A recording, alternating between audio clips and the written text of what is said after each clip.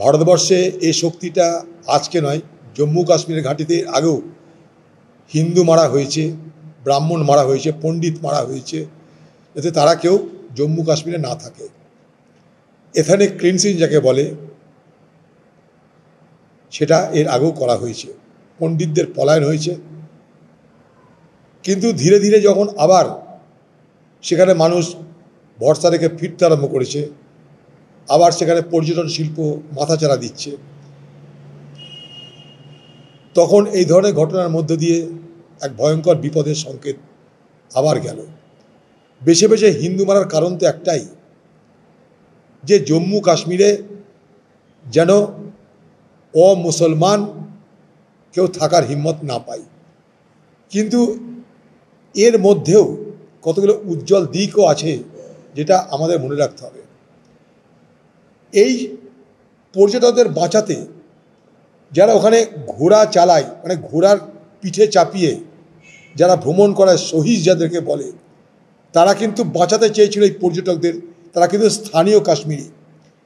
পর্যটকদের উপরে এই ঘটনার পর সেখানে না পুলিশ না সিকিউরিটি কেউ তো ছিল না, তখন কিন্তু স্থানীয় মানুষ সবাই তাদেরকে রক্ষা করতে, বাঁচাতে তারা কিন্তু ছুটে এসেছিল, এবং তা করতে গিয়ে স্থানীয় একটা কাশ্মীরি যুবক সে কিন্তু মারা যায়।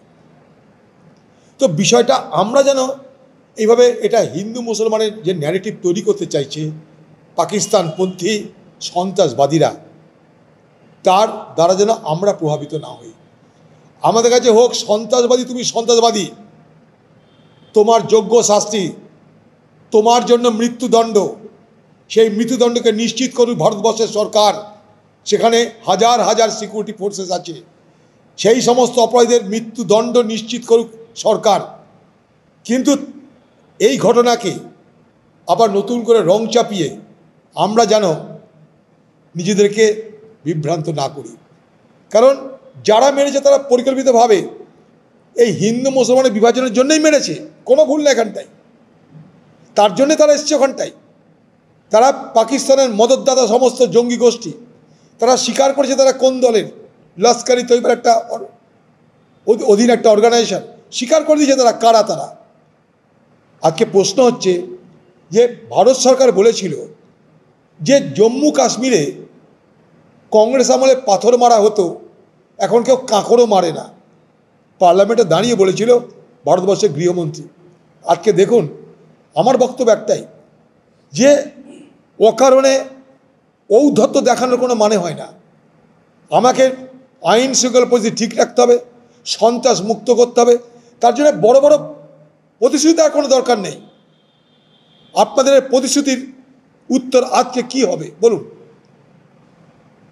এত মর্মান্তিক, এত দুঃখজনক ঘটনার সাক্ষী হয়ে থাকলো আবার সেই জম্মু কাশ্মীর, বরফের দেশে, সবুজের দেশে আবার নতুন করে রক্তের হুলি খেললো সেই সমস্ত সন্ত্রাসবাদীরা, পাকিস্তান মদতপুষ্ট হয়ে, যারা ভারতবর্ষকে দুর্বল করার জন্য আজ থেকে নয়, 70-এর দশক থেকে যারা চেষ্টা চালিয়ে যাচ্ছে, সেই অপশক্তি আজও বিদ্যমান, আজও বিরাজমান। এটা কিন্তু প্রমাণ হলো। সেখানকার মানুষ, স্থানীয় যারা মানুষ, তারা কিন্তু এই পর্যটকদের রক্ষা করবার চেষ্টা করেছে, তার জন্য প্রাণও দিয়েছে। এটাও কিন্তু মাথায় রাখতে হবে। স্থানীয় মানুষ কিন্তু সবাই তারা কাশ্মীরি, তারা কিন্তু মুসলমান।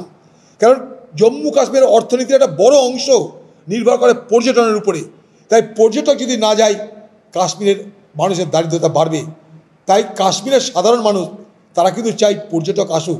কিন্তু সেইখানটায় পাকিস্তানের বদমাইশি, পাকিস্তান সরকারের, পাকিস্তানের আজকে যে ISI, পাকিস্তানের যে জঙ্গি গোষ্ঠী, তাদেরকে মদত করে পিছনে আছে চীন। ভেবে দেখবেন ব্যাপারটা, চীনের মদতে পাকিস্তান, চীন পাকিস্তানের মদতে বাংলাদেশ। আমরা কোথায় যাচ্ছি বোঝার চেষ্টা করুন।